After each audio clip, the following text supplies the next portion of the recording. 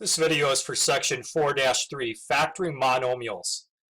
If you write the number 96 as 12 times 8, you have factored 96 into a product of integers. That's what it means to factor a number, to write it as a product. 12 and 8 are called factors of 72. Here's the definition of integer factors. If a, b, and c are integers, such that a is equal to b times c, then the b and the c are integer factors of a. They're numbers that multiply together to make a. Here's the definition of integer multiple. If a, b, and c are integers, and a equals b times c, then a is an integer multiple of b and c. Next, let's review prime number. A prime number is an integer greater than 1 that has no positive integer factor other than itself and 1. The first prime number is 2. Then the next prime number is 3, 5, 7. What's the next one? It's 11. What's the next prime number? It's 13, and so on. Over the set of integers, you can factor 96 in different ways. For example, 12 times 8 is one way to factor 96. To write 96 as a product of factors. But another way is 2 times 4 times 12. Another way is -3 times -4 times 8. And there are many other ways to write 96 as a product of factors. But there is only one way to write 96 as a product of prime numbers. And that is to write it as 2 times 2 times 2 times 2 times 2 times 3. Or because there are 5 2's, 2 to the 5th power times 3 is 96. When you figure out what prime numbers multiply together to make any number, that is the prime factorization of the number. Let's try an example problem. Write the prime factorization of 72. What prime numbers multiply together to make 72? 72 is equal to 2 times 36. In turn, the 36 is equal to 2 times 18. In turn, the 18 is equal to 2 times 9. And the 9 is equal to 3 times 3. 2 times 2 times 2 times 3 times 3 is 72. The quick way to write this is 2 to the 3rd power times 3 to the 2nd power. This is the prime factorization of 72. I used a systematic method to get that answer. I took the number 72 and divided it by the first prime number of 2, rewriting it as 2 times 36. Then I took the number 36 and divided it by 2, which allowed me to rewrite it as 2 times 18. I kept going until I had all prime numbers in my final answer. A systematic method is a method that works every time. It's not always the fastest way to get the answer, but it's something that you can rely on. It will work every time. The process is to divide your given number by the prime number 2. But if that would give you a decimal, then try dividing it by 3. If you can't divide by 3 either, then try to divide by 5. Or by 7, or by 11, and so on. Repeat that process until all of the factors are prime numbers. Here's another example. Let's write the prime factorization of 588. The first thing to try is to divide 588 by 2. That makes 294. So 2 times 294 is 588. Keep the 2. And now divide 294 by 2. 2 times 147 is 294. Keep these two 2's and now divide the 147. We could try to divide it by 2, but because it's an odd number, it will not divide by 2 evenly. Let's try dividing 147 by 3. That makes 49. So 3 times 49 is the 147. Keep the 2, keep that 2, keep the 3, and now let's factor the 49. How about 7 times 7? The quick way to write this answer is 2 to the second power times 3 times 7 to the second power. We have found all the prime numbers that multiply to 588. Now that we've reviewed prime numbers a little bit, let's review greatest common factor, or GCF. The GCF of two numbers is the greatest integer that is a factor of both numbers. Let's find the GCF of 72 and 588. What is the greatest integer that's a factor of 72 and 588?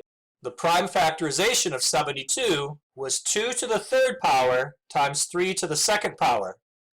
The prime factorization of 588 was 2 to the second power times 3 times 7 to the second power. Let's find the greatest common factor.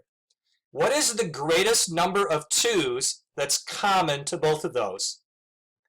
2 to the second power. What is the greatest number of 3's that's common to both of them? Just a single 3. Is 7 common to both? No, it's not. So our greatest common factor is 2 squared times 3, which is 12. 12 is the greatest number that is a factor of 72 and 588. Let's try another example. The greatest common factor of 42 and 108. First, let's figure out the prime factorization of 42. 42 is equal to 2 times 21, but that is equal to 2 times 3 times 7. 108 is equal to 2 times 54, but that's equal to 2 times 3 times 18. That's equal to 2 times 3 times 2 times 9, which is equal to 2 times 3 times 2 times 3 times 3. The quick way to write this is 2 to the second power times 3 to the third power. Here's the prime factorization of 42. And here is the prime factorization of 108. What's the greatest amount of 2's that are common to both? A single 2. What's the greatest amount of 3's that's common to both? A single 3. Is 7 common to both? No, it's not. So the GCF is 2 times 3, which is 6. We're practicing a systematic method to figure out GCF. It's a technique that works every time, although it's not always the fastest technique. You may have been able to figure out the largest number that divides into 42 and 108 a lot faster just by doing it in your head. Next, let's review least common multiple, or LCM. The LCM of two numbers is the least positive integer having each number as a factor. Here's an example. Find the LCM of 72 and 588. Remember that the prime factorization of 72 is 2 to the third times 3 squared. And the prime factorization of 588 is 2 squared times 3 times 7 squared. Now we can get the LCM. It has a factor 2 to the third power, and 3 to the second power, and 7 to the second power. Multiplying these together is 3,528. This is the least number that's a multiple of 72 and of 588. Let's try another example, 42 and 108. The prime factorization of 42 was 2 times 3 times 7, and the prime factorization of 108 was 2 to the second times 3 to the third. The least common multiple will have a factor of 2 to the second, 3 to the third, and a 7. Multiplying these together is 756. 756 is the least multiple of 42 and of 108. The next vocabulary concept is factoring a monomial. To factor a monomial with an integer coefficient, you seek other monomials whose coefficients are integers and whose product is the given monomial. Let's factor this monomial. There are multiple answers. Here's one of them. 2x cubed yz times 10. If you multiply these monomials together, you create our original monomial. Here's another different answer. 4x squared yz times 5x. If you multiply these monomials together, you create the original monomial. Here's another way to factor it. 5xy times 4x squared z. When you multiply these together, you create the original monomial.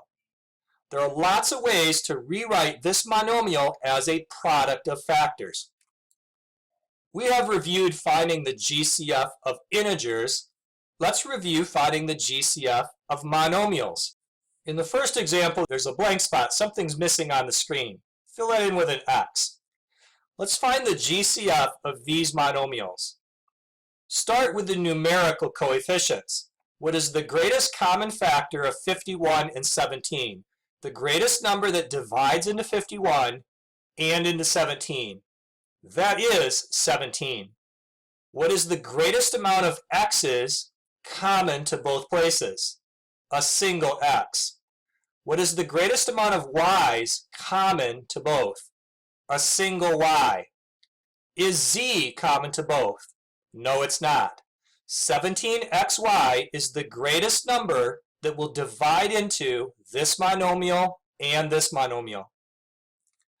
The next example is about LCM of two monomials. What is the least, that is the smallest monomial we can think of where this and this are factors? Start with the numerical coefficient. What is the LCM of 51 and 17? It is 51. Now the letters, x cubed, y to the fourth, and z. Here is the LCM of these two monomials. Let's summarize the lesson. We reviewed the concept of factoring, writing a number as a product of factors, and discussed prime factorization, writing a number as a product of prime numbers. Connected to the idea of prime factorization is GCF and LCM.